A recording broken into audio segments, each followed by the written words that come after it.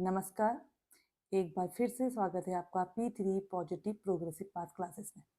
जैसा कि मैं अपने चैनल के माध्यम से आप लोगों के लिए हिंदी की क्लास लेके आई थी, जो कि आपके उत्तराखंड प्रवक्ता स्क्रीनिंग, उत्तराखंड पॉलिटेक्निक का जो आपका एक पेपर मेन है हिंदी का, और भी अदर जितने भी एग्जाम हैं जिनमें हिंदी आती है उनकी क्लासेस लेके।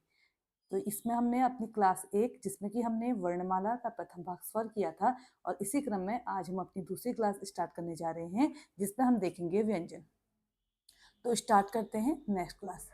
व्यंजन हमने देखा था वर्णमाला। वर्णमाला में वर्णों को लिखने के हमने दो प्रकार से देखे थे, एक था स्वर, एक है व्यंजन। व्यंजन हमारे पास हैं वे वर्ण जिनका उच्चारण स्वर की सहायता से होता है।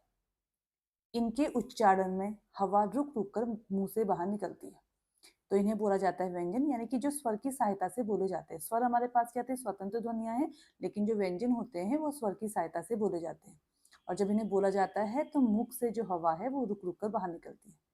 अगर देखा जाए व्यंजनों के मुख्य भेद, बात हो रही है मुख्य भेद की, तो ये 3 प्रकार के हैं। एक है स्पर्शी व्यंजन, अंतःस्थ व्यंजन और ऊष्म व्यंजन।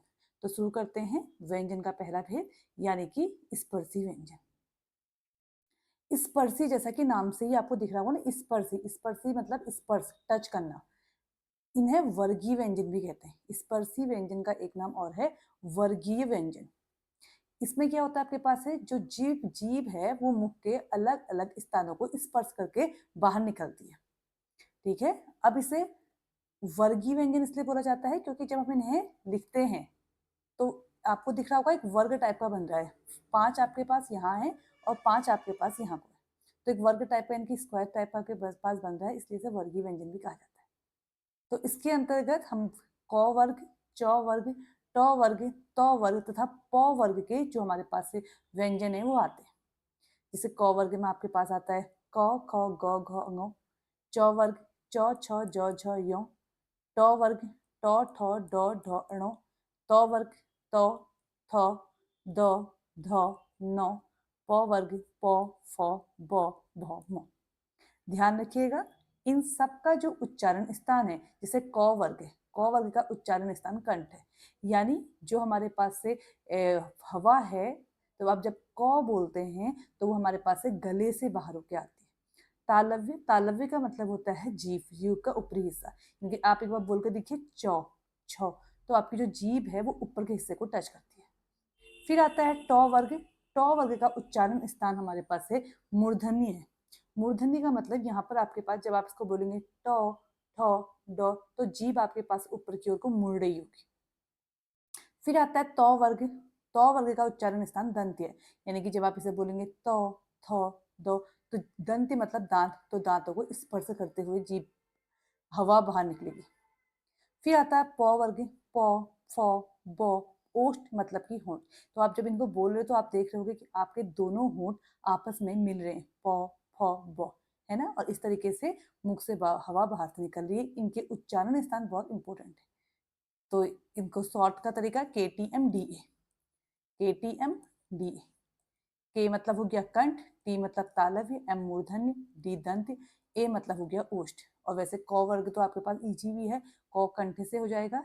ठीक है, और थोड़ा सा या तो आपको याद ही करना पड़ेगा, या मैंने तो एक शॉर्ट ट्रिक के अकॉर्डिंग ही याद किया है, KTM-DA, कंठ, तालव्य, मूर्धन्य, दंत, ओष्ठ। इसके बाद से जब हमने स्वर पढ़े थे तो हमने इनका स्वर का जो हमने एक प्रकार पढ़ा था, आपको याद होगा, एक पढ़ा था घोषत्व के आधार पर और एक पढ़ा था हमने अल्प प्राण और महाप्राण के आधार पर। तो यहाँ पर ध्यान रखिएगा, जो मैंने 1, 3, 5 लिखा है, यानी कि हमारे पास जो वर्ग है इनका एक का मतलब ये वाला क, च, ट, त, प। फिर 3 का मतलब ये वाला ग, ज, ड, द, ब। और जो आपके पास से 5वां है, 5वां मतलब अंगो, यो, अणो, नौ और मो। ये हमारे पास से अल्प प्राण होते हैं, अल्प प्राण। और जो दूसरा और चौथा है ये होता है आपके पास से महाप्राण। वैसे याद रखने का एक तरीका और भी है, एक पहला अल्प प्राण, दूसरा महाप्राण, तीसरा अल्प प्राण, चौथा महाप्राण, 5वां अल्प प्राण। इस तरीके से भी आप याद कर सकते हैं। अब आती है बारी घोषत्व के आधार पर। तो देखिए आपके पास से जो पहले के दो हैं, पहले के दो यानी कि जैसे ये है पहले के दो वर्ग क, ख, च, छ, ट, ठ, त, थ, ये हमारे पास से पहले के दो जो हैं ये अघोष के होते हैं। ये किसके अंतर्गत आते हैं? अघोष के अंतर्गत। और बाद के जो 3, 4, 5 हैं, गौ, घौ, अंगौ, जौ, झौ, यौ, वैसे ही नीचे को, ये हमारे पास से घोष या सघोष, घोष या सघोष व्यंजन कहलाते हैं। तो आई होप आपको स्पर्शी व्यंजन अच्छे से समझ में आए होंगे। लास्ट में मैंने जो बताया है कि कौन अल्प प्राण है, कौन महाप्राण है, कौन अघोष व्यंजन है और कौन घोष व्यंजन है, बहुत इंपॉर्टेंट है। इन्हें आप मेरे साथ अपनी नोटबुक में नोट भी कीजिएगा। तो बढ़ते हैं आगे। इसके बाद हमारे पास आता है अंतस्थ व्यंजन। वेट आता है अंतस्थ व्यंजन।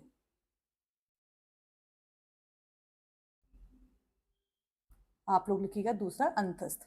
जनरली जो अंतस्थ का मतलब होता है आपके पास है बीच में। अब बीच में कैसे? आपने 3 व्यंजन देखे थे। एक देखा एक व्यंजन देखा आपने सबसे पहले स्पर्श व्यंजन, फिर दूसरा अंतस्थ, तीसरा आपके पास आता ऊष्मीय संघर्ष। तो जो हमारे पास स्पर्श है और जो ऊष्म व्यंजन है, उन दोनों के बीच में हमारे पास क्या आया? अंतस्थ व्यंजन। तो ठीक है, अगर इसकी हम परिभाषा देखते हैं तो जिन व्यंजनों के उच्चारण में वायु में बहुत कम समय के लिए रुकती है, यानी कि जब मैंने बोला जाता है तो वायु मुख में बहुत कम समय के लिए रुकती है, ऐसे जो व्यंजन है इन्हें अंतस्थ व्यंजन कहते हैं। देखो जो पाणिनि हमारे पास है, पाणिनि के अनुसार जो अंतस्थ व्यंजन है इन्हें अर्ध स्वर की संख्या भी दी गई है, यानी कि अर्ध स्वर का मतलब ये आधे स्वर की तरह भी प्रयोग में लाए जाते हैं। अंतस्थ व्यंजन के अंतर्गत हमारे पास 4 व्यंजन आते हैं, य, र, ल, व। अब देखते हैं अंतस्थ व्यंजन का वर्गीकरण। अंतस्थ व्यंजन का वर्गीकरण 3 तरीके से किया जाता है। एक आता है हमारे पास से अर्ध स्वर, दूसरा आता है हमारे पास से लुंठित, लुंठित का एक नाम और है प्रकंपित, अभी जब पढ़ाऊंगी इसे हम करेंगे तब लिखाऊंगी, और तीसरा हमारे पास आता है पार्श्विक। तो सबसे पहले बात करते हैं अर्ध स्वर की। जैसा कि नाम में ही है ना, अर्ध स्वर यानी कि आधा स्वर और आधा व्यंजन। ठीक है, इसके लिए याद रखिएगा य और वो। आधा स्वर और आधा व्यंजन कैसे है यहाँ देखिए। जैसे य और वो आप लोगों ने बोलते होगे कौवा, ये कौवा, लेकिन जब आप बोलते हो तो कैसा दिखाई देता है आपको? कौवा होता है ना। जनरली जो उसका शुद्ध रूप है हमारे पास से वो होता क्या है? कौवा। लेकिन जब आप बोलते होगे तो आपको ऐसा लगता है कि वो की साउंड आ रही, कौवा। वैसे ही हमारे पास है कोई, लेकिन अगर आप इसे देखो तो ऐसा लगता है कि हम क्या बोल रहे हैं? कोई। और कभी कभी हमें समझ भी नहीं आता कि लिखें क्या। जैसे वैसे ये लिखिए, लिखी ए, लेकिन ये ऐसा सुनाई देता है लिखिए। तो आपको दिख रहा होगा य और जो आपके पास है वो हैं, ये किस तरीके से काम कर रहे हैं? आधा स्वर और आधा व्यंजन के तरीके से काम कर रहे हैं। ऐसा नहीं है कि सारे ही य और सारे ही वो हमेशा ऐसे ही होते हैं, लेकिन बहुत से ऐसे शब्द हैं हिंदी में जिसमें कि य और वो स्वर का काम भी करते हैं, इसलिए इन्हें अर्ध स्वर कहा गया है। ठीक है, इसके बाद आता है आपके पास से लुंठित। लुंठित का एक नाम और है प्रकंपित। लुंठित, लुंठित का ही एक नाम और है प्रकंपित। आप मेरे साथ नोट भी करते रहिएगा, क्योंकि जब आपका एग्जाम होता है तो एग्जाम टाइम में अपने नोट्स ही काम आते हैं। अब आपके पास क्या है? लुंठित या प्रकंपित। इनमें क्या होता है? ध्वनि के उच्चारण में मुख द्वार से निकलने में कंपन होता है, यानी कि जब हमारे पास है ऐसी ध्वनि जिसके मुख से बाहर निकलने में थोड़ा सा कंपन महसूस होता है, तो इसमें आता है आपके पास से रॉ। अगर आप इन सबको बोलिएगा य, रॉ, लॉ, वो, तो रॉ में आपको थोड़ा सा क्या हो रहा होगा? रगड़ टाइप की आ रही होगी। ठीक है, यानी कि कंपन टाइप का हो रहा होगा। तो आपके पास से जो रॉ है वो आता है अंतस्थ के लुंठित वर्ग के अंतर्गत। फिर तीसरा आता है हमारे पास से पार्श्विक। तो पार्श्विक व्यंजन से पहले इसका थोड़ा सा मीनिंग देखिए। पार्श्विक अगर हम इसका संधि विच्छेद करते हैं तो बनता है पार्श्व प्लस इक। अभी जब बाद में संधि पढ़ेंगे तो आपको अच्छे से बताया जाएगा कि संधि विच्छेद कैसे करते हैं। और इक वैसे एक प्रत्यय होता है, तो ये भी हम बाद में देखेंगे कि ये सब चीजें क्या है। और पार्श्व का अर्थ होता है किनारा। पार्श्व का अर्थ होता है किनारा। तो जब आप बोल रहे हैं तो एक बार आप बोलिए ल। अगर आप बोलेंगे तो ल बोलने में आपका क्या हो रहा होगा? जो जीभ है वो आपके ऊपर किनारे में लग रही होगी। एक बार बोलिए, जैसे आप चौ बोलिए पहले। अगर आप चौ बोलेंगे तो जीभ हमारे पास क्या लगती है, ऊपर लगती है खाली, जिसे आप तालव्य बोलते थे। तो जीभ आपके पास सिर्फ ऊपर लग रही होगी। लेकिन अगर आप लौ बोलेंगे, लौ लौ, तो जीभ क्या आपके पास है, किनारे में टच कर रही होगी। तो पार्श्विक व्यंजन वही होते हैं जिन ध्वनि के उच्चारण में, जिस ध्वनि के उच्चारण में जीभ जीभ किनारे यानी कि पार्श्व भाग में छूती है, पार्श्व भाग में छूती है, पार्श्विक व्यंजन कहलाता है। तो ध्यान रखिएगा, हमने अंतस्थ व्यंजन पढ़ लिए। अंतस्थ व्यंजन में हमारे पास से य यानी कि पहला वाला और जो वो है ये आता है अर्ध स्वर के अंतर्गत। र हमारे पास आता है लुंठित या प्रकंपित के अंदर, और जो लौ है वो आता है हमारे पास से पार्श्व के अंदर। अब ये आगे ही मैंने आपको बता दिया था स्टार्टिंग में कि इन्हें अर्ध स्वर की संज्ञा भी दी गई है, और आपको पता होगा जो स्वर हैं हमारे पास से वो क्या होते हैं। तो आप मुझे बताइएगा कमेंट में, जो स्वर हैं मुख्य स्वर वो क्या होते हैं, यानी कि वो हमारे पास से अघोष है या सघोष है।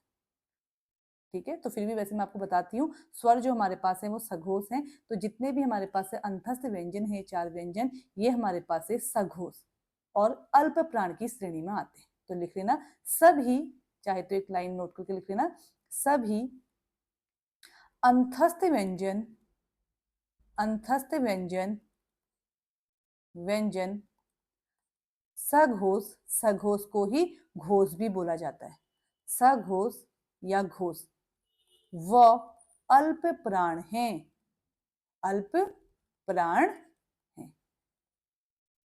अब बढ़ते हैं व्यंजन के तीसरे भेद की ओर, यानी कि ऊष्म व्यंजन। अब देखिए ऊष्म, इसका एक नाम और है ऊष्म या संघर्षी, ऊष्म व्यंजन या संघर्षी व्यंजन। तो नाम से जैसे दिखा ना, ऊष्म और संघर्षी, संघर्षी का मतलब आपके पास क्या होता है, संघर्ष, यानी घर्षण करते हैं, घर्षण करना। तो जब मुख में रगड़ खाने, संघर्ष का मतलब यानी कि आपके पास क्या है, जब मुख में रगड़ खाने के कारण हवा बाहर तो निकलती है, लेकिन हवा में हल्की सी गर्मी भी रहेगी। गर्मी को बोला जाता है ऊष्मा, इसीलिए इन्हें बोला जाता है ऊष्म या संघर्षी व्यंजन, क्योंकि रगड़ खाने के साथ यानी कि एक तरीके से क्या हो रहा है, संघर्ष करना पड़ रहा है। ऐसे वर्ण जिन्हें बाहर निकलने में, मुख से बाहर निकलने में क्या करना पड़ रहा है, संघर्ष करना पड़ रहा है। तो ऐसे व्यंजन क्या कहलाते हैं, ऊष्म या संघर्षी व्यंजन। चाहे तो आप डेफिनेशन लिख लीजिए, मुख में रगड़ खाने के कारण हवा में गर्मी सी रहती है। ये जो व्यंजन है ये हमारे पास 4 प्रकार के होते हैं, स, श, स और ह। अब देखिए हमारे पास 3 प्रकार के सौ हैं। तो जनरली अगर आप उत्तराखंड पॉलिटेक्निक का अगर आप लोगों ने फॉर्म भरा है तो उसमें आपका एक पेपर हिंदी है, और हिंदी में आपके पास से सबसे जो पहला टॉपिक है वो आपको यही पढ़ना है, वर्णमाला। तो आप लोग अच्छे से पढ़िएगा। तो जो ये सौ है, इस सौ को बोलते हैं तालव्य स, और ये आपके पास होता है मूर्धन्य स। आप लोग कभी गलती से बोलते हो ना पेट फटा स, तो ये है आपके पास है मूर्धन्य स, और ये है दंत्य स, और ये आपके पास है ह। ठीक है, ध्यान रखिएगा। अब देखिए आपके पास से 3 श हैं, श, स, श। ये तीनों स हमारे पास से अघोष कहलाते हैं, अघोष। और जो ह है वो आता है हमारे पास से घोष के अंतर्गत। ठीक है, तो आपको मेरे ख्याल से आप लोगों को जो व्यंजन के मुख्य भेद, जिसके अंतर्गत हमने स्पर्शी व्यंजन, अंतस्थ व्यंजन और पढ़ा है संघर्षी या ऊष्म व्यंजन, ये समझ में आ गए होंगे। अब देखते हैं जो व्यंजन हैं उनके अन्य भेद क्या क्या है, व्यंजन के अन्य भेद। तो सबसे पहले व्यंजन के अन्य भेद में हमारे पास आता है आगत व्यंजन।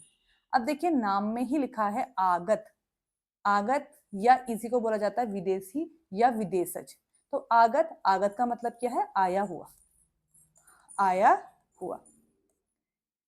यानी कि ऐसे व्यंजन जो, यानी कि ऐसे वर्ण जो हमारे पास से क्या है, हिंदी में नहीं है, हमने क्या करा है, उन्हें बाहर से लिया हुआ है। ठीक है, बाहर का मतलब विदेश से, ठीक है, यानी कि दूसरी लैंग्वेज से लिया हुआ है। तो उन व्यंजन को बोला जाता है आगत व्यंजन। अगर बात करें तो ये जनरली हमारे पास से 5 प्रकार के हैं, क, ख, ग, ज और फ।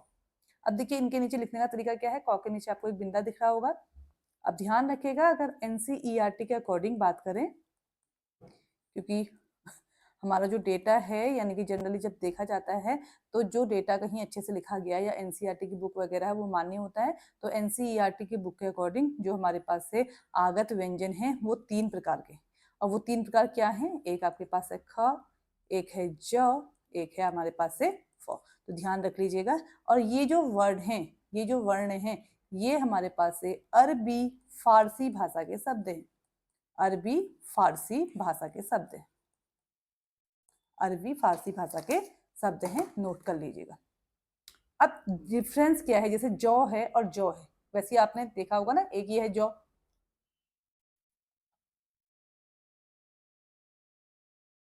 जैसे एक ये जौ होता है और एक ये जौ है, जौ के बीच नीचे बिंदा कर दिया, यानी कि ये हिंदी की वर्णमाला में है और ये हमारे पास से बाहर से लिया गया है। तो दोनों में जरा सा क्या डिफरेंस होता है? जैसे एक हमने लिखा जरा और एक हमने लिखा जरा। देखिए इस जरा का मतलब जनरली होता है बुढ़ापा, और इस जरा का मतलब होता है थोड़ा। थोड़ा तो आपके सिलेबस में देशज शब्द भी हैं, तो अगर जौ के नीचे इस तरीके से लिखा आता है तो ये हमारे पास क्या होगा? देशज शब्द। ठीक है, वैसे ही हमारे पास अगर फॉ की बात करूं, फन और फन, देखिए दोनों में क्या डिफरेंस है। अगर हम ये इस फन की बात करें, यानी कि आपके पास इस फॉ की बात करेंगे, तो ये हमारे पास क्या है? हिंदी का शब्द है, और ये हमारे पास है आगत। देखिए इस फन का मतलब क्या होता है? आपके पास से जो सांप का जो आपके पास से डंक होता है उसे फन बोलते हैं, और इस फन का मतलब होता है हमारे पास से फन, यानी कि मौज मस्ती वाला, इंग्लिश वाला फन। तो ये कैसा वर्ड है आपके पास से? देशज शब्द है। ठीक है, इसी के बाद अगर जौ की बात करें, एक होता है हमारे पास से राज, और एक होता है ये भी राज। अब देखिए दोनों राज में क्या डिफरेंस है। जब आपके पास से हिंदी वाले जौ की बात करते हैं, इस राज का मतलब होता है राज, यानी कि राजा, राज करना, और इस राज का मतलब होता है रहस्य। तो ये थोड़ा बहुत ध्यान रखिएगा, अभी मैं आपको बाद में पढ़ाऊंगी कि देशज शब्द क्या होते हैं, लेकिन फिर भी थोड़ा सा आपको ध्यान रखने की जरूरत है। ठीक है, अगर ये राज है इसका मतलब होता है राजा, अगर इस तरीके से राज लिखा है तो इसका मतलब होता है रहस्य। इसके बाद हमारे पास से अन्यभेद में दूसरा आता है उत्क्षिप्त व्यंजन या द्विगुण व्यंजन, या इन्हें विकसित व्यंजन भी कहा जाता है। तो पहले बात आती है उत्क्षिप्त। उत्क्षिप्त का मतलब क्या है? वाक्यांश के लिए एक शब्द में भी इसका प्रयोग किया जाता है। उत्क्षिप्त का मतलब होता है ऊपर की ओर उछाला हुआ। तो अगर आ गया वाक्यांश के लिए एक शब्द ऊपर की ओर उछाला हुआ, तो उसके लिए जो वर्ड यूज होता है वो होता है उत्क्षिप्त। ऊपर की ओर, ऊपर की ओर उछाला, ऊपर की ओर उछाला हुआ, इसके लिए जो वर्ड यूज होता है वो होता है उत्क्षिप्त। द्विगुण, यानी कि द्विगुण, द्विगुण का मतलब क्या? आपके पास है दो टाइप के गुण, यानी कि एक ही व्यंजन में दो टाइप के गुण पाए जाएंगे। तो अभी हम देखेंगे। फिर आता है आपके पास है इन्हें विकसित व्यंजन कहा जाता है, क्योंकि ये संस्कृत भाषा में नहीं है। ठीक है, ये संस्कृत भाषा में नहीं है, इसलिए इन्हें विकसित भाषा की ध्वनि कहा जाता है। और ये हमारे पास है ड और ढ, ड और ढ।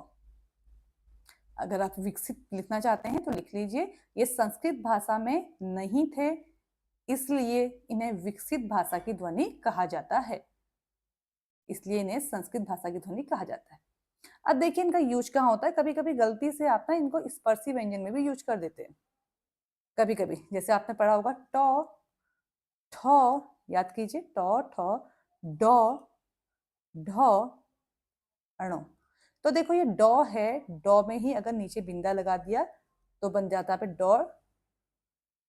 और वैसे ही हमारे पास से ये ढ है, ढ के नीचे बिंदा लगा दिया, ढ के नीचे आपने बिंदा तो बन जाता है ड़।